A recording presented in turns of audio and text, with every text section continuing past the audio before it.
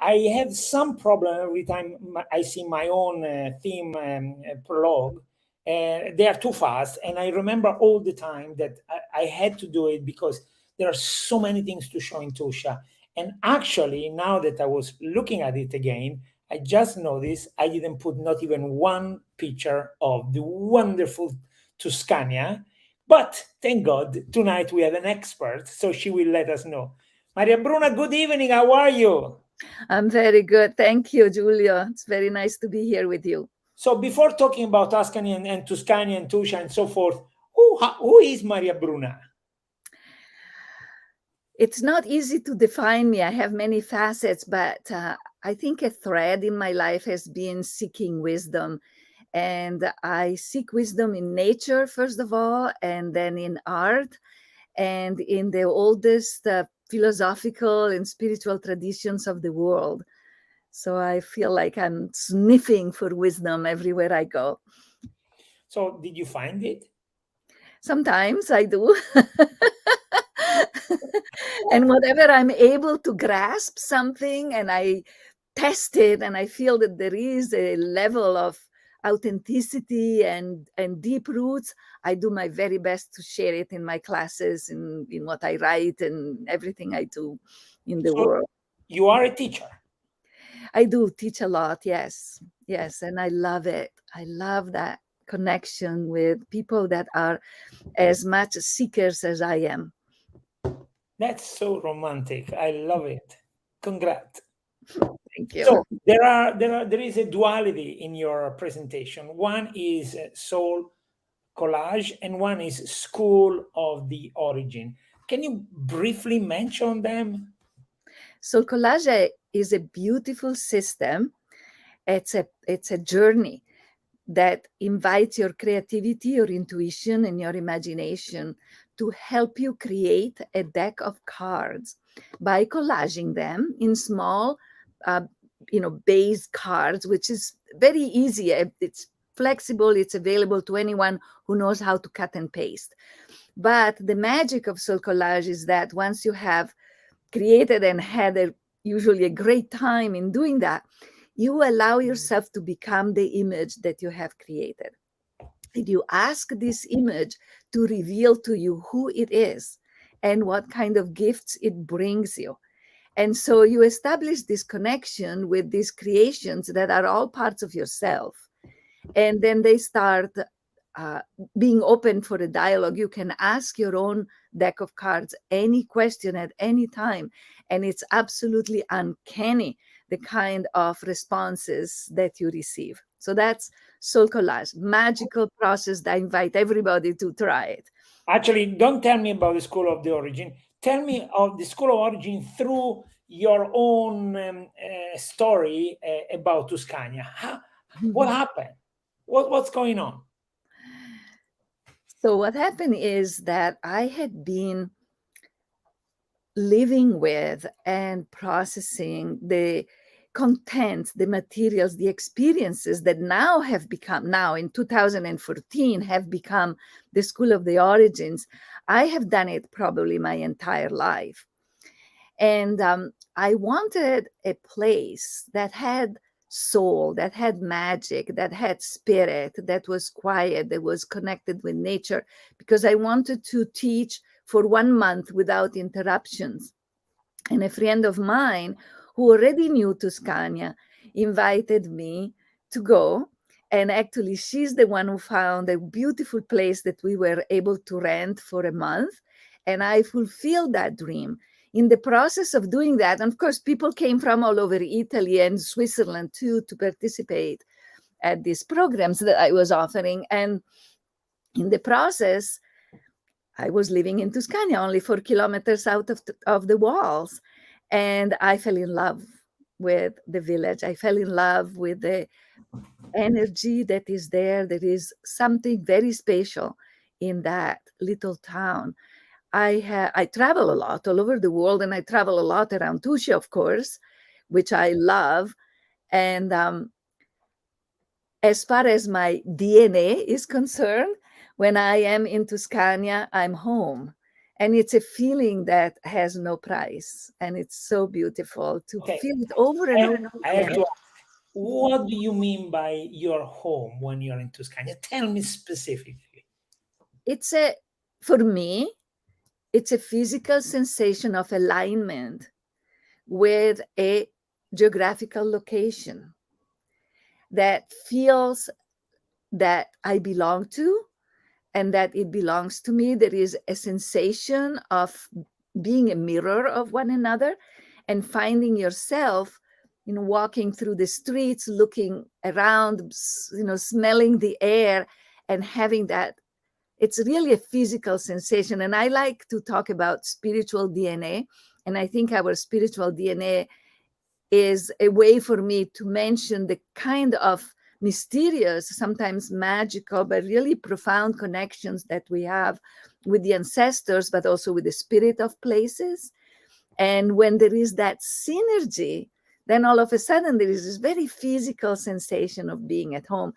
And I have it only in a few places in the world. Okay, so now we're gonna do, today I'm the teacher, you are the student, okay? I'm gonna ask you a question. You have to try your best to respect the question, okay? So you have to describe Tuscania in one word. One, only one.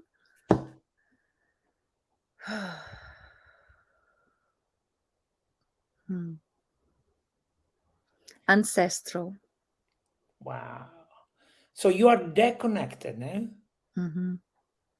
Okay, now you have 5 words to describe one particular view or place in Tuscania that kind of captures you every time you pass by. 5 words, 4 or 6.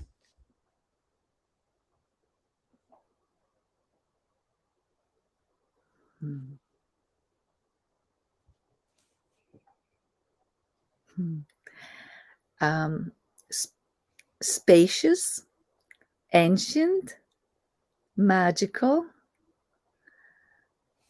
grounded,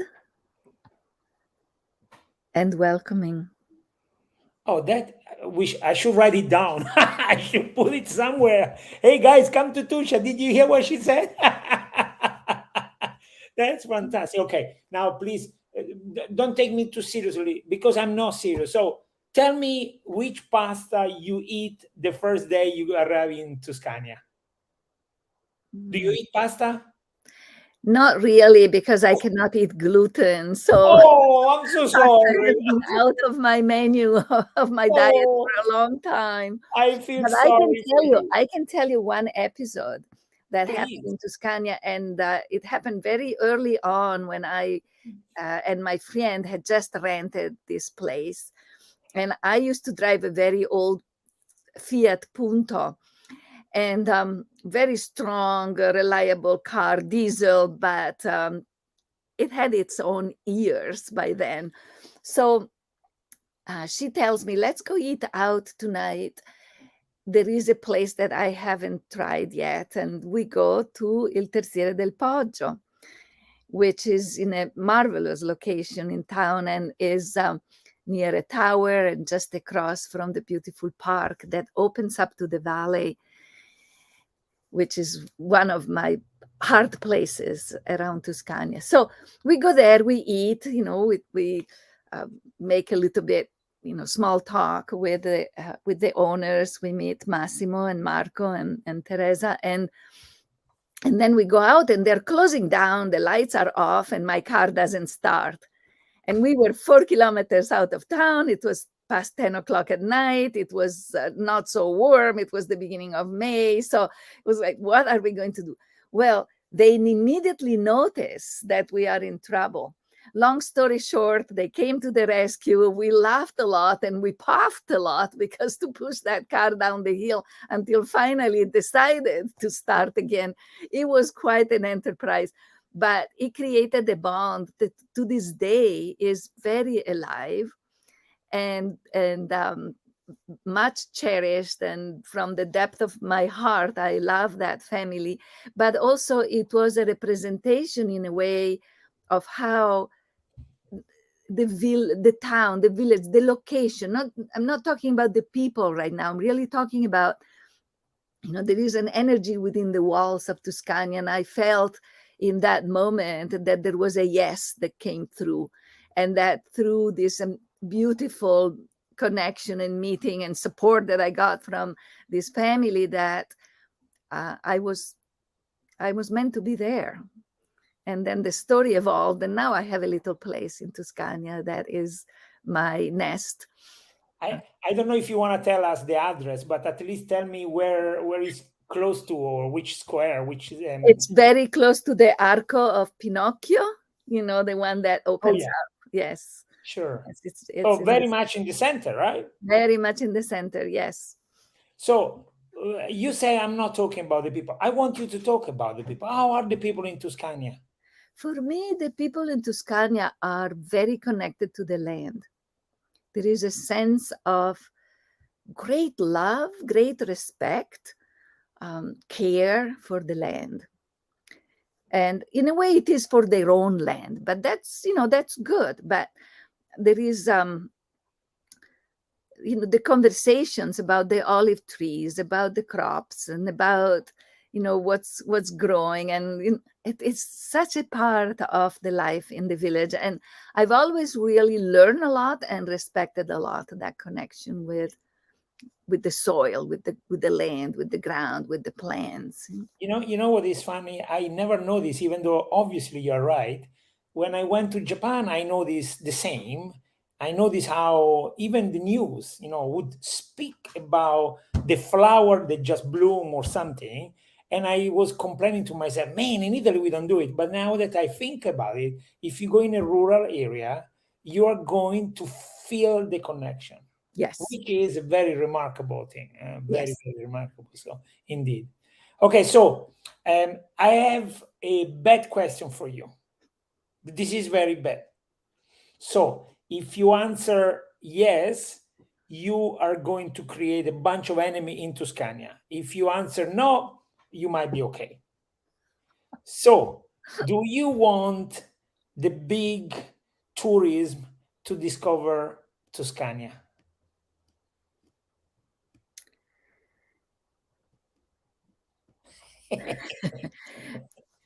I cannot answer with one yes or no. I think that Tuscany deserves to be known and visited, but deserves to be respected and loved. So my answer can only be qualified by that I think that the people that are going to be able to appreciate it, to love it, and to treat it with respect are the right tourists for that town, because it is a gem. And my heart shrinks at the idea that it would become the destination for casual tourism. Actually, you know what? It's okay to walk through. I think you receive blessings even just by walking through, but is the attitude with which you walk through. Actually, your answer brought me to this image. This is, of course, Civita di Bagnoregio, the dying city, incredibly popular. Roughly 1 million tourists a year go there, and in the last 10 days, I think I spoke with 7 people that were complaining about the same thing you just complained. In fact, I want to say something. But by the way, this is very gorgeous. I want to say something. In Italy, unfortunately, we look for the mighty, I don't know how to say in English, the people that go on a cruise, right? Because there is Civita Vecchia nearby. Millions of people go through there, and then they go to Rome. And I honestly say, go to Rome. That's no problem. I want the people like you and I want people that are able to appreciate, they have time, and if they smell something good, they get in and buy. Or if they see something, they look around and say, hey, can somebody tell me about this? I do not want a bunch of people, maybe making the local cafeteria very happy because they sell 15 or 50 coffee, but that's not what I want. I'm not so sure that happiness is connected to numbers, even when profit is in the picture. Because I have seen places in Tuscany that I used to love 40 years ago. And now I don't go, because what happens when there is a influx that is out of balance with the location, right? It starts losing its soul. And the beauty of all of Tuscia, not just Tuscania, is that it has very profound soul. It has a spirit that it has been able, if you think about it, to remain intact for centuries, for millennium, because it is not crossed by a big freeway or highway. The railway station, the railways don't cross it. There are no big streets. It's rural, and it is inhabited. It is lived. Now, there are some villages I've seen like in Tuscany, for example, where the people that used to live there can't live there anymore. So they have the fabric, the texture of what made them such special places is gone. So the walls are still there. The beauty, the architectural beauty is still there. The art is still there, but something is profoundly missing. And it would be really a shame to see that happen in one of the few oases that I have in the world that are still very alive, very lived. The land is used, the places are inhabited, and is so special. Yeah, there is only one, I agree with you, but there is one downside. If we don't make a place profitable for a bunch of people, then we don't have young family, then we don't have kids in school, then the soul goes anyway. But I am with you 100%. The solution is just raise the standard and get a bunch of good tourists, right? Good tourists. Yes, absolutely. Because look, it doesn't take 1,000 people to make a restaurant successful. And Agreed. for example, and when a restaurant has to serve 1,000 people in one meal, it's no longer the restaurant that it was when it only served 100. So, that's the balance I was talking about. I think people deserve to make good living, but also deserve to live and work with quality. So very good. Let's go for Tuscia. So tell me another place in Tuscia you really like. Well, there are so many. I love to go to Blera. Oh, I love it. Absolutely. Yes. Blera has a completely different vibration and energy than Tuscany. Is much smaller, but the presence of the ancestors is very strong. The archaeological sites around Blera are just magical. And because it is even more off the beaten track that Tuscania is, just walking around in those places it's like you're transported to a different dimension. I couldn't agree more. Okay, I just want to show everybody the place that you fell in love with. Tuscany is really beautiful. Yes, and that's the arc. You can see that in the picture. I live just, you enter that arc and then you'll find my place. This is so fantastic. Okay, so Blera, olive oil, incredible. Connection with the Etruschi, very, very strong. And these people still live with in harmony. And by the way, the Parco Naturanum nearby the Marturanum Park is just gorgeous, to say the least. Okay, Blera, definitely you got a good one. Another one.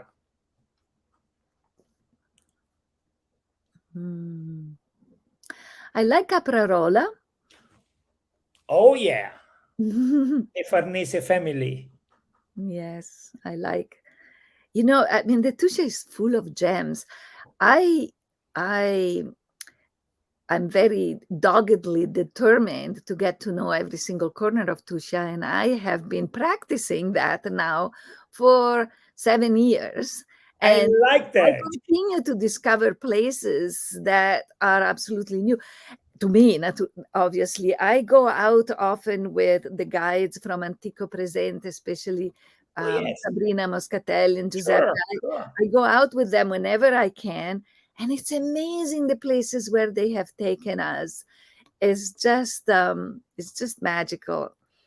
So I think, given the person you are, you're probably gonna know more about Tuscia than me very, very soon, because I'm telling you, there are places not only I never went to, but I don't even know how to go to. Like Valeria, I have no idea. If I jump in the car, unless I have the telephone, I wouldn't know where to go. Valeria, I know it's famous because of some movie and stuff, but I have no idea, and so forth. And I don't know, the Infernaccio, for example, is Mhm. some kind of waterfall, whatever, but it's kind of dangerous. Nevertheless, I have no idea what it is, but I know there is such a place. So please keep me in the loop. If you discover something fun, let me know. I'm gonna go and find after I'll you. be happy to do that. Yes. Do you know that there is a prehistoric Paleolithic elephant? No. Yes.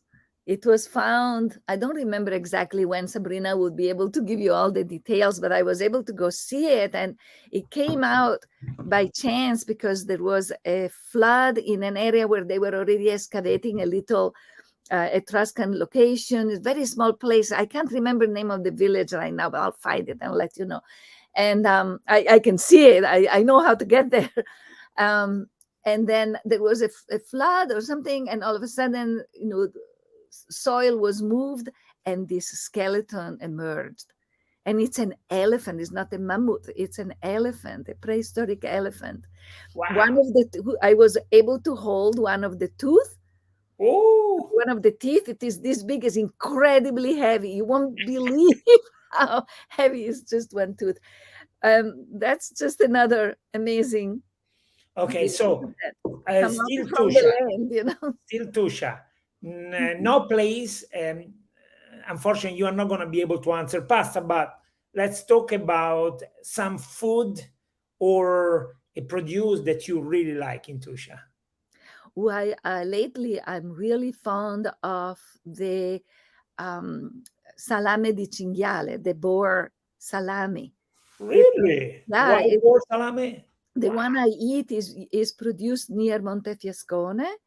I buy it in Tuscania, though, and I really like it because the Tuscia and many other parts of Italy are really overcrowded with wild boars.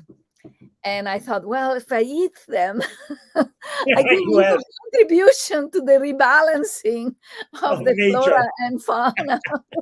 Good one. So Good I one. started eating that boar salami, and it's very good, very tasty. Okay, so let's do something else. This is still an exercise. So you go to Italy. Mhm. How do you go to Tuscania? Like physically, how do you get there? Well, I go by car because, yes, I have a little tiny car, which I recommend for the villages that we're talking about. The smaller, the better. So you have And a then car I in go by. Fiumicino? You have a car in No, Fiumicino? actually, I have a car in my hometown, which is Ferrara. I was born there, and Oh, that's where one of my brothers is. And very kindly, he and his family keep my little car during the winter when I'm not there. And so I try to fly either to Venice or to Bologna, and then I pick up the car and I drive down. But if you're flying from the US or anywhere in the world, really, it's easy to fly to Rome, Fiumicino, of course. to Okay, but Fiumicino, I yes. like the route from the north. Okay, so you're driving down from Ferrara. Mhm. Tell me what you remember. Tell me what you see when you drive down. Oh, so I like to drive not in the big highways. So I usually go um, east and southeast to Ravenna. And then from Ravenna, I take a large, well kept road that is called E5.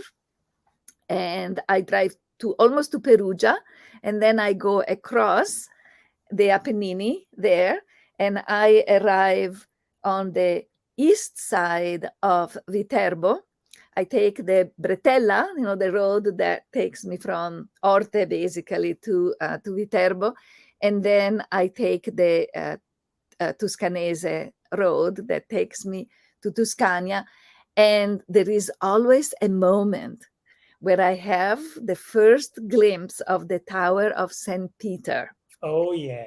Okay, now I come and go a lot. So it's not something that happens once in a while. Sometimes when I'm in Italy, it will happen a few times in a month that I am maybe gone for a weekend but even if I just go to Viterbo shopping, right, and I see the towers, and it's unbelievable how it never fails at that sensation of being home again. It's like they're the sentinels that are welcoming me back. We have been messing around a little bit with the word campanile, no? Meaning campanile is what the Italian describe as sort of the center of the little village, as well as the campanile is what you see from a distance, right? So you keep talking about Tuscania like your home. This is really remarkable. Well, I really think it's connected to something very ancestral. I was born in Ferrara, and Ferrara is an Etruscan town. And my mom was very, very fond of the Italian culture, and I was inducted into it from very, very young age. And I had amazing experiences reading about that, connecting with the artifacts and the art in the museums. And I still remember the first time that I, by chance, drove through the Tuscia area, and the kind of sensations that I had there.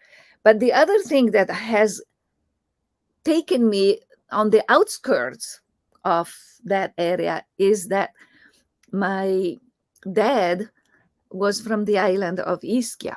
And so we would have a yearly pilgrimage, going from the north down to the south. And when I was little, we would drive the Cassia.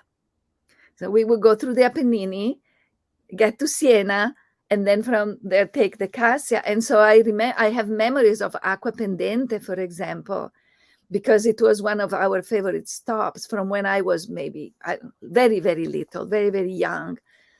So the connection somehow has always been there. But there is a funny thing that happened several years ago. I participated in the Genome project, where the Smithsonian was studying the DNA of as many people as possible around the world to try to map the genetic movements around the planet. And my background is mixed. My dad was from the south, my mom from the north, lots of traveling on both sides. And I thought, who knows what's going to come out in my DNA? Well, it came out, the area of the Tuscia, southern Tuscany and northern Latium. Yes. I couldn't believe it when I read that. It was We win. We win. Totally winning. Yes. Okay. Maria Bruna, this is so pleasant. I could listen to you for hours talking about Tuscia and your little stories and so forth. But we are on social media, so it has been half hour already, which is great. And I have a question that I ask all my guests. So is there something you want to tell us and I didn't let you say? That I do my very best to invite people to the Tuscia and to Tuscania for my programs, but also to visit and to be with me and to visit on their own, because I truly want this area to be loved and appreciated as much as it deserves. Not with a mass tourism. We want a few people that know what they're doing. Okay, I thank you so much. And of course, good luck with your Soul College and School of the Origins. And I hope, and I certainly plan to see you in Tuscania when I go back to Italy. Yes, absolutely. I'll be there in May. I look forward to seeing you. And thank you so much for this conversation. It was really fun. This was fun. Definitely. Thank you, Maria Bruna. Bye. Bye. Regista, com'è andata oggi? Bene, benissimo, come sempre. Ci vediamo alla prossima, Giulio. Dalla Tuscia